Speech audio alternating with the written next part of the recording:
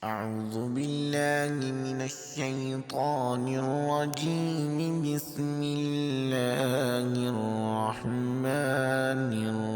الرحيم.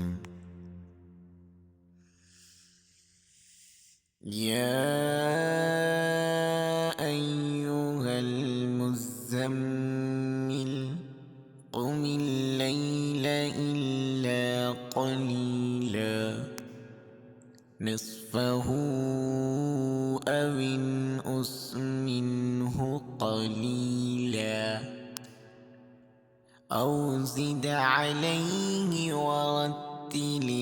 القرآن ترتيلا إنا سنلقي عليك قولا ثقيلا إن ناشئة الليل هي أشد وطئا وأقوم قيلا إن لك في النهار سبحا طويلا واذكر اسم ربك وتبتل إليه تبتيلا رب المشرق والمغرب لا إله إلا هو فاتخذه وكيلا واصبر على ما يقولون واهجرهم هجرا جميلا وذرني والمكذبين أولي النعمة ومهلهم قليلا إن لدينا أنكالا وجحيما وطعاما ذا غصة وعذابا أليما يوم ترجف الأرض والجبال وكانت الجبال كثيبا مهيلا إنا أرسلنا إليكم رسولا شاهدا عليكم كما أرسلنا إلى فرعون رسولا فعصى فرعون الرسول فأخذناه أخذا وبيلا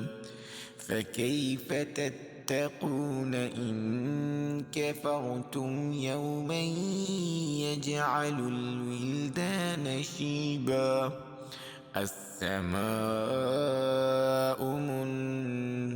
منفطر به كان وعده مفعولا إن هذه تذكرة فمن شاء اتخذ إلى ربه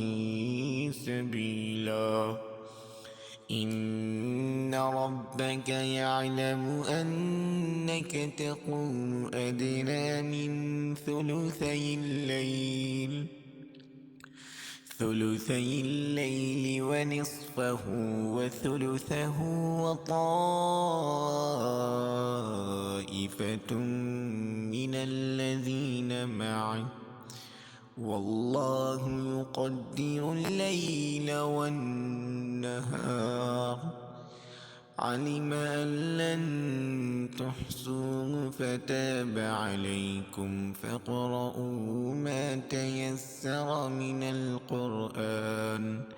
علم أن سيكون منكم مرضى وآخرون يضربون في الأرض يبتغون من فضل الله وآخرون يقاتلون في سبيل الله فاقرؤوا ما تيسر منه